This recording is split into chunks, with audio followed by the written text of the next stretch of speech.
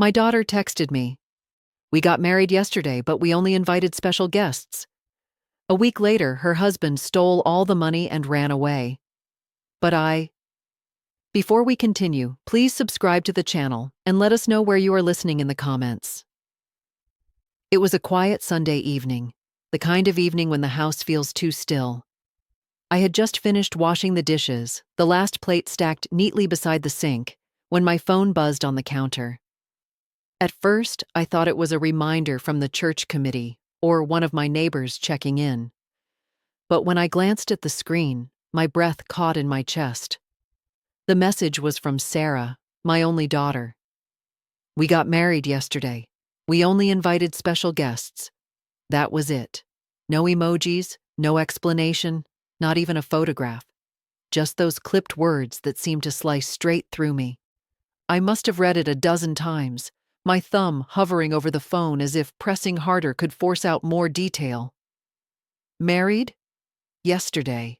Special guests. Where had I been? Why hadn't she called me, her own mother, to stand beside her on the most important day of her life? I sank into the chair at the kitchen table, the one that still bore faint scratches from Sarah's homework years ago. My heart raced, not from joy, but from something heavier, something close to grief. The kitchen clock ticked loudly in the silence. I thought of Sarah in a white dress, though I had no idea if she even wore one, smiling at some stranger as she pledged her life to him. I wasn't there to hold her hand, to wipe her tears, to whisper a mother's blessing. I wasn't there at all. I wanted to call her immediately, to demand an explanation, but my hands shook so badly that I nearly dropped the phone. Instead, I texted back something small and weak. Congratulations, sweetheart. I love you. Can't wait to hear more. The 3 dots of a reply never came. That night, sleep was impossible. I lay in bed staring at the ceiling, the message glowing in my mind. What kind of man had she married? Why the secrecy?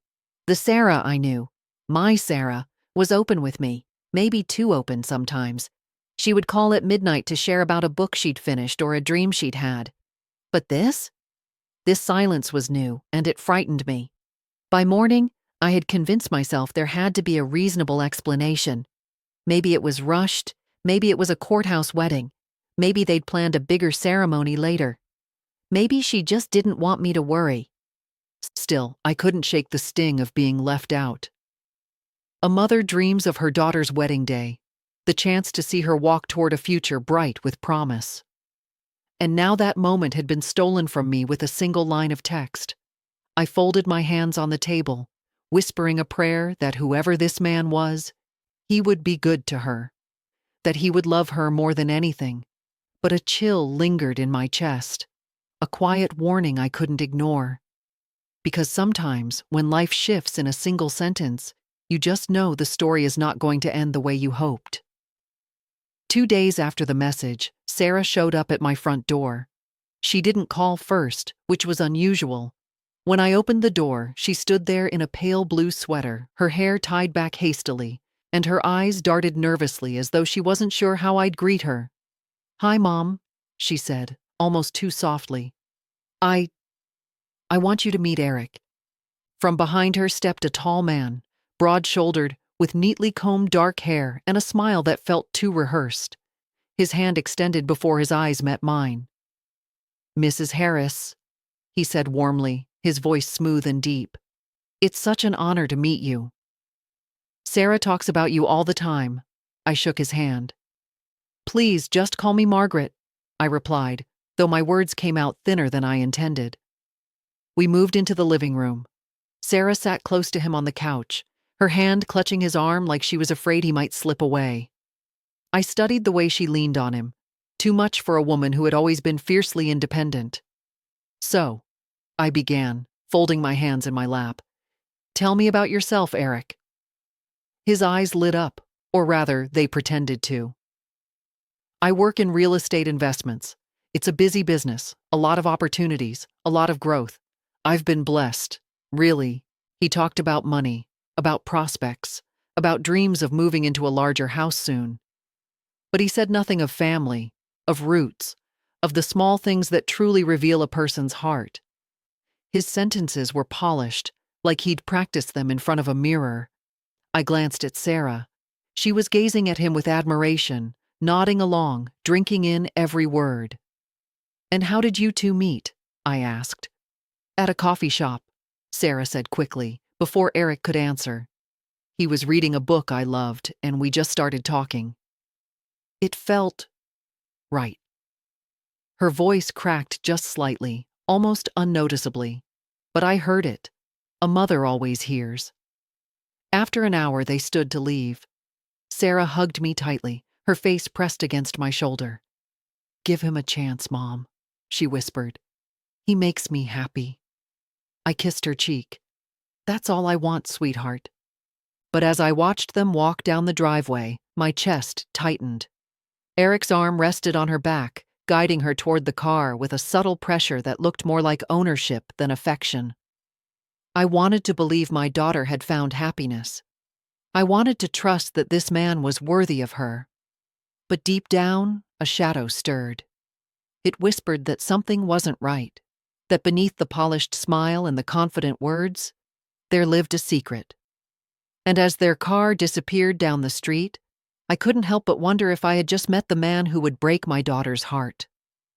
The following week, Sarah stopped by my house again, this time without Eric. It was late afternoon, the kind of day when the sunlight slants through the curtains in long golden beams, and for a moment I felt relieved. Just her. Just my daughter. I brewed coffee the way she always liked it, 2 sugars, no cream, and we sat across from each other at the kitchen table. That table had seen everything: spilled milk from her childhood, school projects scattered across its surface, late-night talks after her first heartbreak. Now it would bear the weight of a new conversation. I folded my hands. "Sweetheart," I began gently, "why didn't you tell me about the wedding before it happened?" "You know I would have been there in a heartbeat." Sarah stared into her mug, stirring the coffee, though it no longer needed stirring. "It wasn't about you, Mom. It wasn't about excluding anyone. Eric and I we wanted something small, private, no fuss, no stress." Her voice carried a nervous edge. "But you've dreamed about your wedding since you were a little girl," I reminded her softly. "The dress, the music, walking down the aisle. You used to clip pictures out of magazines and paste them in a scrapbook, remember?" She smiled faintly, but her eyes stayed down. "That was when I was younger. Things change." I leaned forward, lowering my voice.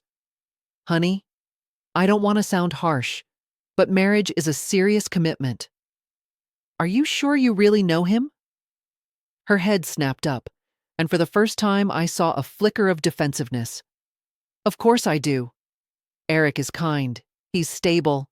He listens to me. He's everything I've been waiting for. But you've only known him for—" I stopped myself, not wanting to ignite her temper. She saw it anyway. "Mom, I know what you're thinking. That I'm rushing. That he's too good to be true. But he makes me happy. Isn't that what matters?" I reached across the table and took her hand in mine. Her fingers were trembling slightly, though she tried to hide it. "Yes, sweetheart. Your happiness is what matters most to me. I need to know you're safe." Her eyes softened then, and she squeezed my hand back. "I am safe. Eric takes care of me. He makes me feel like I finally belong somewhere." Her words pierced me. Belong. My daughter had always struggled with loneliness, with feeling like she didn't quite fit in. If this man offered her a sense of belonging, of course she would cling to it. But the way she said it sounded more like dependency than love. We sat in silence for a while, sipping our coffee. The clock ticked loudly on the wall. I wanted to press further, to ask the questions gnawing at me, but I held back. Instead, I kissed her cheek when she left and whispered, "Promise me you'll be careful." She smiled, but it didn't reach her eyes. And as the door closed behind her, I felt the first real shiver of fear that something dark had already begun. At first, I tried to convince myself that maybe I was just overthinking. Mothers worry. It's what we do. But as the weeks passed, the unease inside me only grew stronger. Whenever Sarah came by, Eric was with her. He seemed determined to keep her within arm's reach, as though he was afraid she might slip away if he let go for even a second. At first, I thought it was just young love, that clingy stage when two people can't stand to be apart. But it wasn't just that. One evening, they joined me for dinner. I'd made roast chicken, Sarah's favorite, hoping it would feel like old times. But the atmosphere at the table was heavy. "So, Sarah," I asked lightly, "have you spoken to Jessica lately? She used to be your shadow, always calling, always stopping by." Sarah hesitated, her fork lingering over her plate. We haven't seen each other in a while." Eric set his fork down with a deliberate clink, his jaw tightening. "Jessica is toxic," he said firmly. "She's always filling Sarah's head with nonsense, making her question things that don't matter. We don't need people like that in our lives." The room fell silent. Sarah's eyes lowered to her plate, and she nodded almost imperceptibly, like a child caught doing something wrong. I tried to ease the tension. "Friends are important, Eric. They help keep us grounded." He leaned back in his chair, his smile thin and cold. "I take care of Sarah. She doesn't need anyone else confusing her." The way he said it made my skin crawl. Later that night, after they left, I sat at the same table staring at the half-eaten chicken. My daughter had always been bright, independent, full of laughter. But around Eric, she seemed smaller, as though she was shrinking into herself. A few days later, I stopped by Sarah's apartment unannounced, bringing a basket of muffins. Eric answered the door. His smile was quick, but it didn't reach his eyes. "She's resting," he said smoothly. "She's been under a lot of stress lately. I think it's best if you don't overwhelm her with too many visits." I froze. "Overwhelm her?" "I'm her mother." His smile hardened. "Of course. But she needs stability, and I'm giving that to her." He didn't let me inside. Walking back to my car, I felt anger rising in my chest, but also fear. Not fear of Eric exactly, but fear of the grip he already seemed to have on Sarah. At night, lying in bed, I thought of the way his hand rested on her back, always guiding her, always steering. It didn't look like love, it looked like control. And deep down, I knew this was just the beginning. It was a warm Friday afternoon when the truth first began to crack through Eric's polished facade. I was outside in the garden, trimming my roses, when my neighbor Paul wandered over. Paul had lived 2 doors down for years, retired, a widower, always kind enough to help me shovel snow in the winter. He leaned against the fence, his expression unusually serious. "Margaret," he said carefully, lowering his voice, "I don't want to stir up trouble, but I thought you should know something." I straightened, brushing dirt off my gloves. "What is it, Paul?" He hesitated, glancing around as though someone might overhear us. "I saw your daughter's husband the other night." "Eric, right?" "Down at Miller's bar." My stomach clenched. "And?" Paul shifted uncomfortably. "He wasn't alone. There was a woman with him, blonde, younger, hanging all over him. And he didn't look like a man pushing her away. Quite the opposite. For a moment, I couldn't breathe. I stared at Paul, searching his face for any sign of exaggeration. But his eyes were steady, clear. He believed what he'd seen. "You're sure it was Eric?" I whispered. "Margaret, I may be old, but my eyesight isn't failing me yet," he said softly. "It was him." I managed to thank him, my voice tight, before retreating into the house. My hands trembled as I set down the garden shears. My mind raced. Should I call Sarah immediately? Should I confront Eric myself? Or should I pretend I hadn't heard anything, in case it was a misunderstanding? But the image Paul had painted, my daughter's husband, cozy in a bar with another woman, gnawed at me like a worm in an apple. That evening, Sarah called. Her voice was bright, almost forced. "Mom, Eric and I are going to spend the weekend out of town. Just the two of us.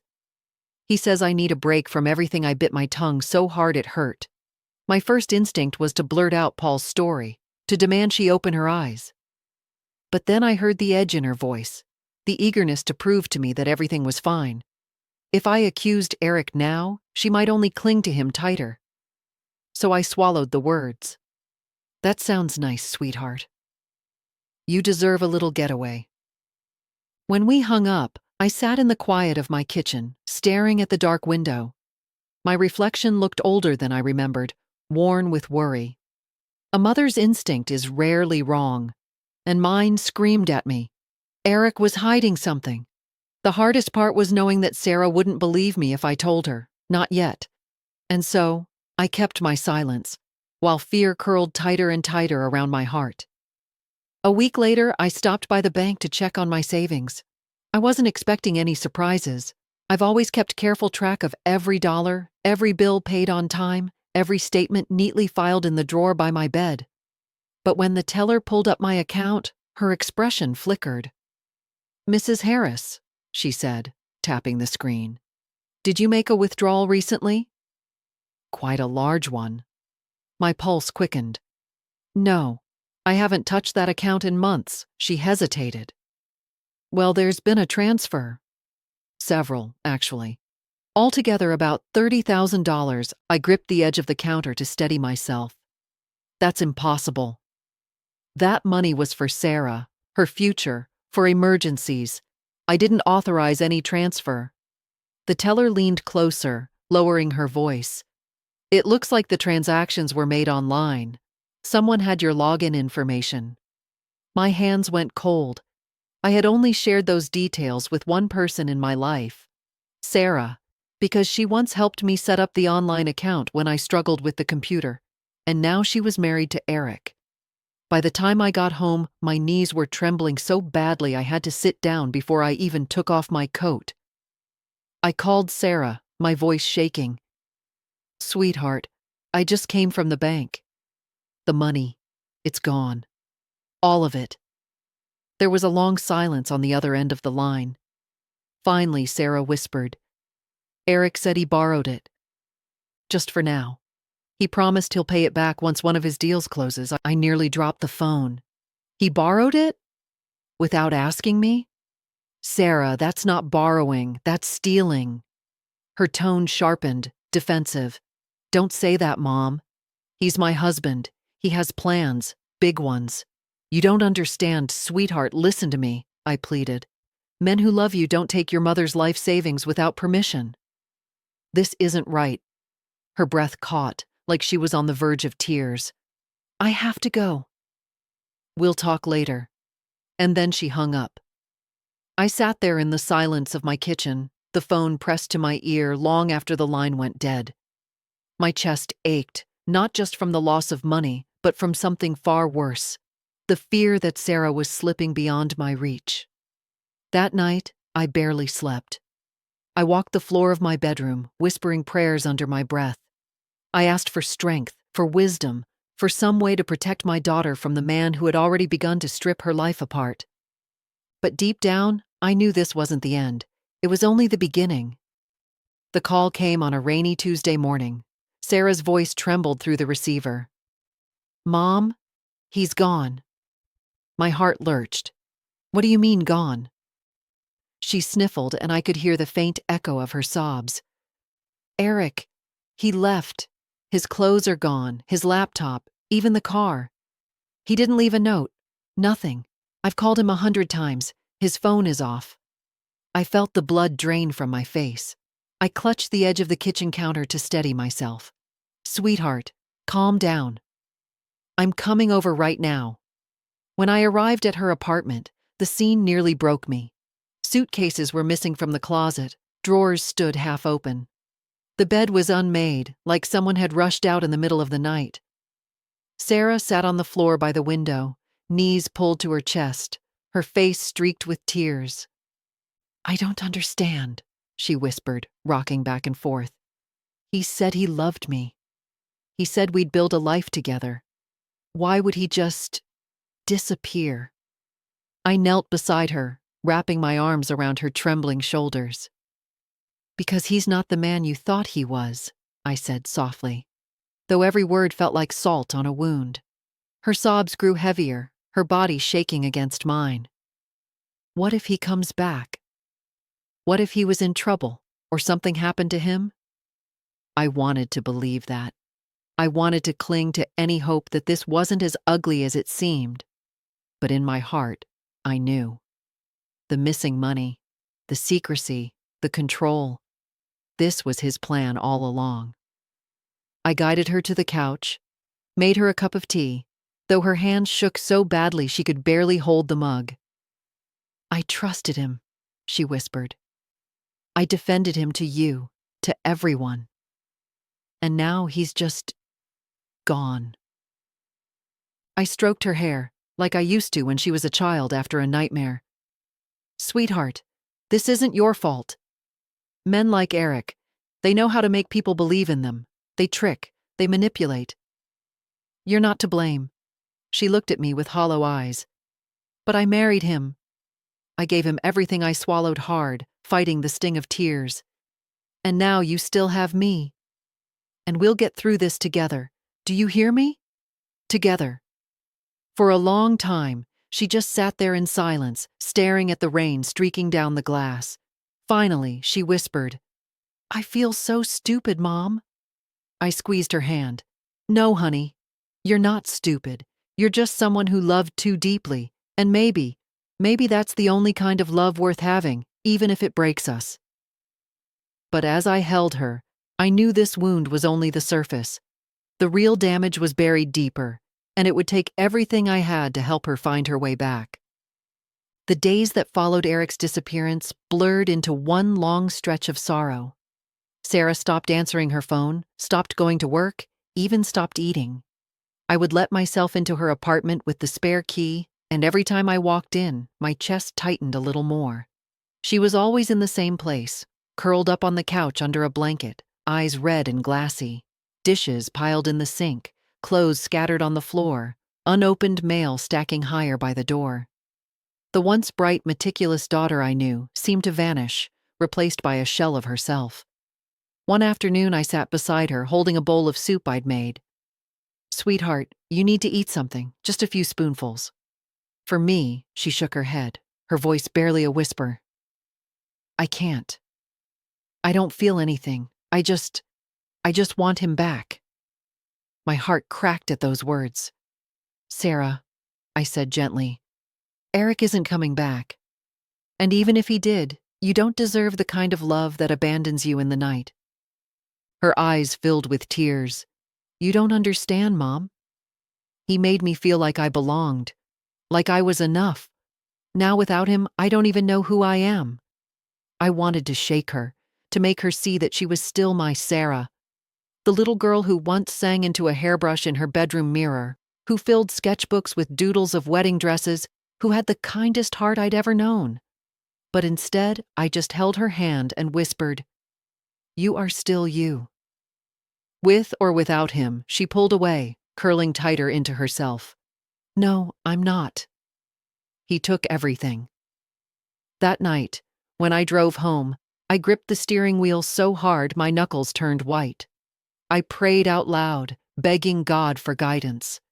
How do you save your child when she doesn't want to be saved? The next morning, I went back again, determined. I opened the curtains wide, letting sunlight pour into the dim apartment. Sarah winced at the brightness. "Get up, sweetheart," I urged. "Take a shower. Change your clothes. We'll go for a walk. Just a short one." She didn't move. I swallowed my frustration. "If you stay in this darkness, you'll lose yourself completely. And I won't let that happen. Not while I'm alive." Finally, she looked at me, her voice raw. "Why did he do this to me? What did I do wrong?" I brushed the hair from her face. "You didn't do anything wrong." "He did. He was the wrong one. And we will get through this. One day at a time." But as I said it, I felt the crushing weight of doubt pressing down on me, because I wasn't sure if she believed me. and I wasn't sure if I believed myself. A few days later, after another sleepless night spent staring at the ceiling, I decided I couldn't wait any longer. I had to do something. Sitting by helplessly while Sarah crumbled was no longer an option. So I drove to the police station, clutching a folder of printed bank statements in my lap. Every withdrawal, every transfer Eric had made from my account was highlighted in yellow. Proof. The station smelled faintly of coffee and damp paper. A young officer behind the desk directed me to a detective, a heavy-set man in his 50s with tired eyes and a notepad that looked like it had seen too many stories like mine. I slid the folder across the table. This man, Eric Miller. He married my daughter, and within weeks, he stole $30,000 from me. Then he vanished. The detective leafed through the pages, nodding slowly. Do you have any contracts? Any evidence that he promised to return the money? My chest tightened. It wasn't a loan. It was theft. He had my daughter's trust, and through her, he gained access to my account. Isn't that enough? The detective sighed, scratching his chin. It's tricky. He's your daughter's legal husband. If she had access to your information and he used it, it might be considered shared marital resources, even if indirectly. Without hard proof of intent, it's difficult to file this as criminal fraud. I felt heat rising in my face. So you're telling me this man can just walk into my daughter's life, steal everything and disappear, and there's nothing you can do? I'm not saying nothing, the detective replied calmly. We can open a case, track his financials, issue a notice. But it won't be fast. And I'll be honest, Mrs. Harris, men like this, they're slippery. They know how to vanish. Tears stung my eyes, but I refused to let them fall. Please. He destroyed my daughter. She trusted him with her heart, and he left her with nothing. She won't survive this if he gets away with it. The detective's gaze softened. For a moment, I thought I saw pity there. He closed the folder and nodded. We'll do what we can. I'll need your daughter to come in and make a statement as well. Can you bring her? I hesitated. Sarah was so fragile, so broken. I wasn't sure she could handle the humiliation of confessing how deeply she'd been deceived. But I also knew we had no choice. Yes, I whispered finally. I'll bring her. When I left the station, the late afternoon sun felt harsher than usual, burning against my skin. I clutched the folder to my chest as if it were a lifeline. But in the pit of my stomach, I knew the truth. The law might not be enough to save my daughter.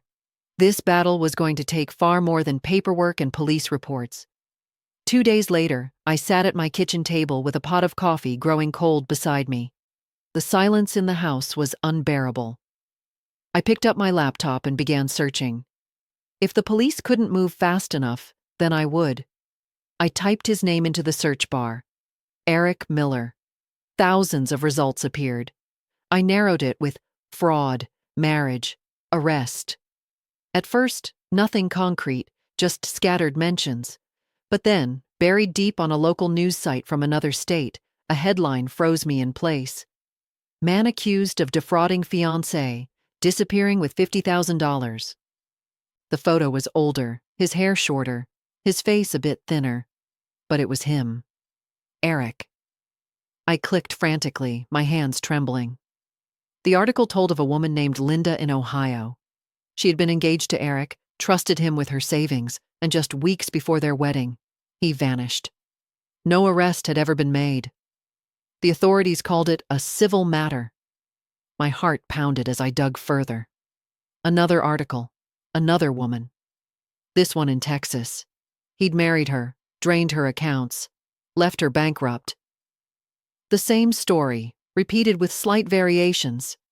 Each time, he moved on before the law caught up. The more I read, the sicker I felt. Eric wasn't just a mistake. He was a predator, a man who hunted women like my daughter, women who wanted love so badly they ignored the warning signs. I printed the articles, my hands unsteady, and slid them into the folder with the bank statements. When I called Sarah that evening, she sounded fragile, her voice flat. "Sweetheart," I said softly, "I need to see you. Tonight. Please." She agreed, though I could tell she didn't want to. When she arrived, her hair was unwashed, her eyes hollow. I wanted to hold her and never let go, but I also knew I had to show her the truth. I spread the articles across the table. "Look at this, Sarah. This isn't the first time. Eric has done this before, to other women. He's not who you think he is. He never was." Her eyes skimmed the headlines, disbelief flooding her face. "No," she whispered. "That's not possible."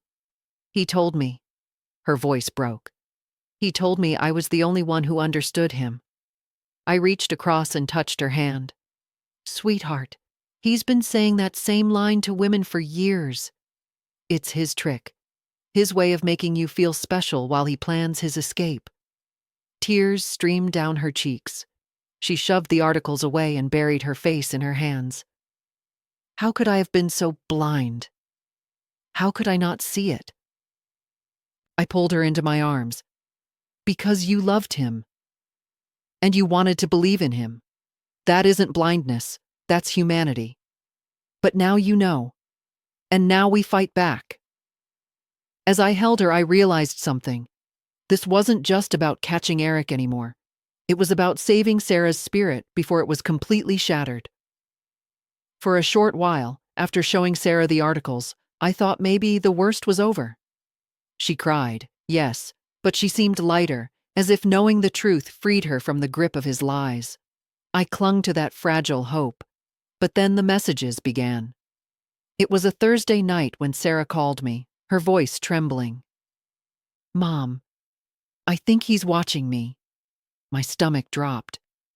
"What do you mean?" "I got a text," she whispered. "It just said, 'You'll never move on from me,' and it came from an unknown number." I sat up straighter in bed, my heart pounding. "Did you save it?" "Don't delete anything. We'll show it to the police." "I saved it," she said, her voice breaking. "But, Mom, what if he's here? What if he's outside right now?" I wanted to tell her not to worry, that it was probably a bluff, but the truth was, I didn't know. Men like Eric, men who thrive on control, don't always let go so easily. I drove straight to her apartment that night, my hands tight on the steering wheel. When I arrived, she was pacing the living room, her phone clutched in her hand. "Look," she said, thrusting it toward me. The message was short, chilling. "You belong to me. Don't forget it." I forced my voice to stay calm. "Sweetheart, this is intimidation. It means he's scared. He knows we're onto him." Sarah shook her head, her eyes wide with fear. "No, it means he's coming back." The following days brought more texts. Sometimes they were vague. "I'll see you soon." Sometimes cruel. "Nobody will ever love you like I do." Each one chipped away at Sarah's fragile progress. We went back to the police, but the detective only sighed. "If the number's untraceable, it's tough. We'll document it, but unless he shows up in person, there's not much we can do." Sarah broke down in the parking lot afterward, collapsing against me. "I can't live like this, Mom. I jump every time I hear a noise outside. I can't sleep. I can't eat. I feel like he's everywhere." I held her tightly, stroking her back. "Then we don't wait for him to come to us. We set the terms. We take control." She pulled back, her face pale. "What do you mean?" I looked her in the eye. "If Eric wants to come back, we make sure he walks right into a trap. We'll work with the police. We'll catch him." For a moment, she just stared at me. Then, slowly, she nodded, though fear still clouded her eyes. That night, as I tucked her into bed like she was a child again, I whispered a prayer over her. But deep inside, I knew prayers alone wouldn't stop him. If Eric was coming back, then we had to be ready. The following morning, I marched into the police station with Sarah at my side. She looked exhausted, her skin pale, her eyes shadowed from too many sleepless nights. I held her hand tightly, as if the strength in my grip could keep her from falling apart. Detective Hughes met us in his cluttered office. He glanced at the stack of Sarah's phone screenshots and nodded grimly. He's trying to scare her. Classic tactic. But if he's contacting you, that means he's still circling nearby. He hasn't moved on yet. Sarah shivered. So what do we do? Just wait until he decides to show up? No, the detective said, folding his hands on the desk. We set the bait. If he believes you still love him, if he thinks you're willing to forgive, he'll come running. Men like him can't resist control. They want to feel needed. I looked at Sarah, my heart twisting. It's dangerous, sweetheart. But if we don't end this now, he'll keep haunting you forever. Her lips trembled. You want me to pretend I still love him? The detective nodded. Send him a message. Something that makes him believe you're vulnerable, willing to take him back. We'll be ready when he shows up. Sarah closed her eyes, tears gathering. It feels wrong. Like lying to myself all over again, I reached for her hand. It's not lying. It's fighting back. You're not the victim this time. You're the one setting the terms. That night we sat together on her couch, drafting the message. Her fingers hovered over the phone keyboard, shaking. Finally, she typed, Eric, I miss you. I can't stop thinking about us. If you come back, maybe we can fix this. Please, I just want to see you again. She stared at the words for a long time, her face pale. It feels like giving him power all over again, she whispered. I touched her shoulder. No, sweetheart. This time, you hold the power. Hit send. With trembling hands, she pressed the button. The message whooshed away, and silence filled the room like a thick fog. The reply came within hours. Short, chilling.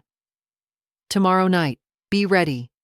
Sarah's breath caught, and she clutched my arm. He's really coming. I pulled her close, though my own body shook.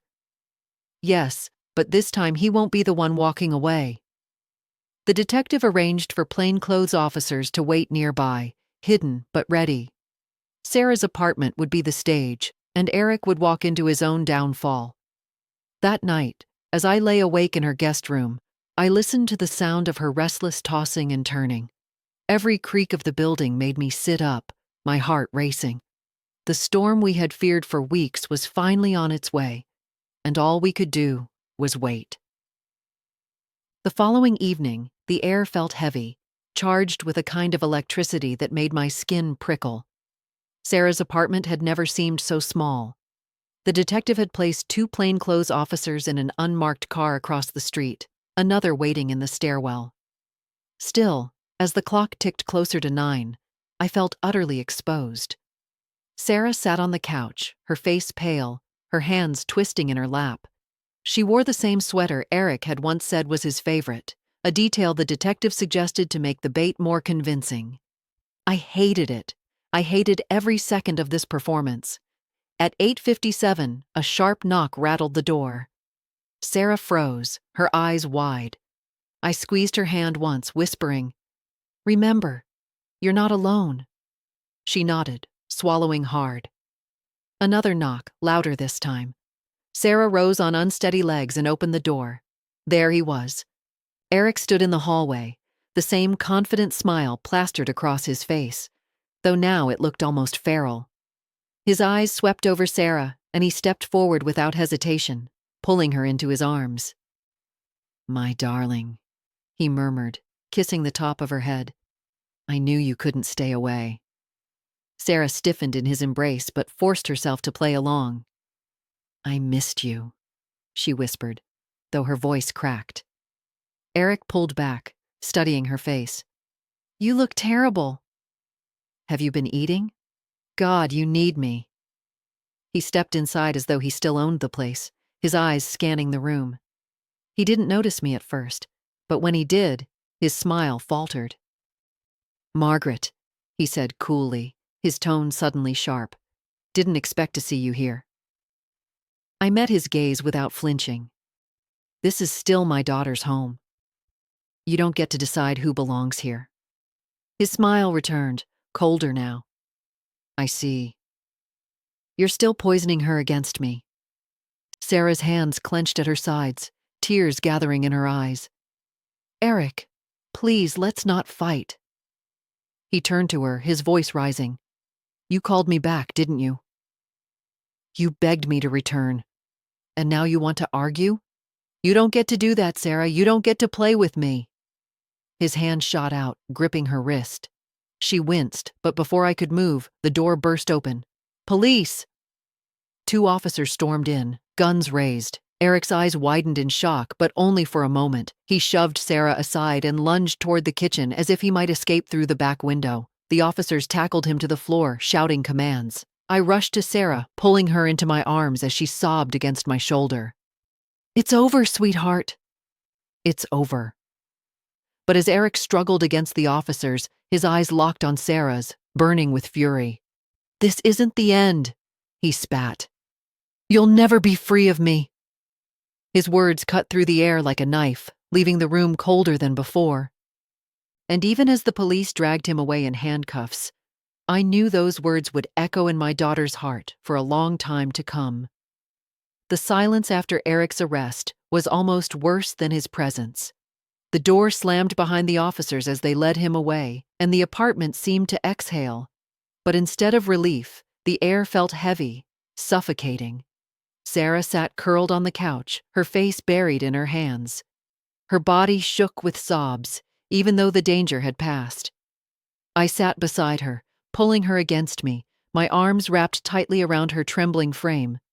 It's over, I whispered again and again. Sweetheart, it's finally over. But she shook her head, lifting her tear-streaked face. No, Mom, it's not.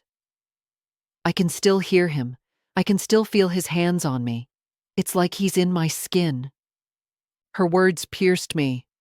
I stroked her hair the way I used to when she was little and afraid of the dark. That's what fear does, darling. It lingers, even when the threat is gone. But it will fade, I promise.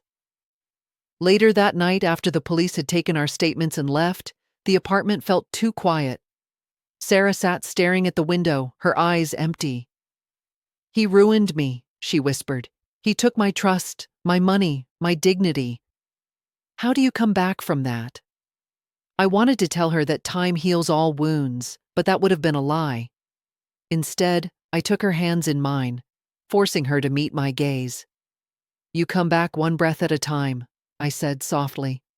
One morning at a time. You are still here. He didn't destroy you, he only fooled you.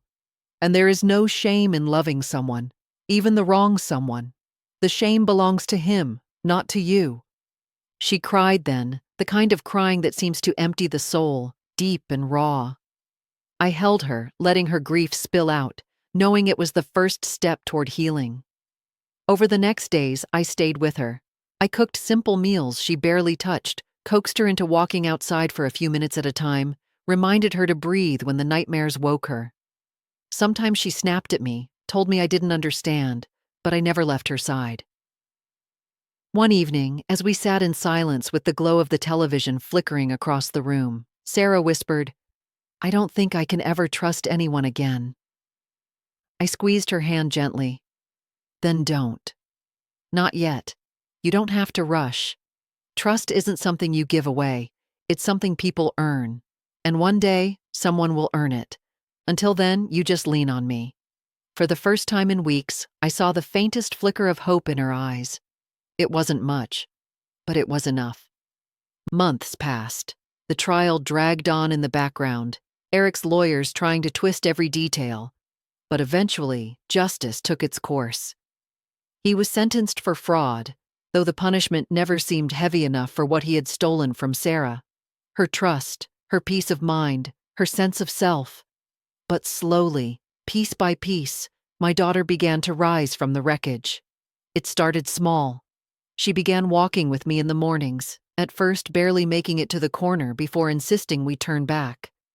Then, one day, she surprised me by suggesting we go to the park, where we sat on a bench and watched children chase each other in the grass. She found a part-time job at the library. Just shelving books, she said with a shrug, but I could see the pride in her eyes the first day she put on her name tag. It wasn't much, but it was hers, and it didn't belong to Eric or to the pain he left behind. One evening, after dinner, she lingered in the kitchen while I washed the dishes. "Mom," she said quietly, "thank you for never giving up on me." I turned to her, drying my hands on a towel. "Sweetheart, you're my daughter. I would walk through fire before I ever let you face this alone." She smiled, faint but real. "I know. And I think I'm finally ready to forgive myself." Those words brought tears to my eyes. Forgiveness, the hardest gift we can give, especially to ourselves.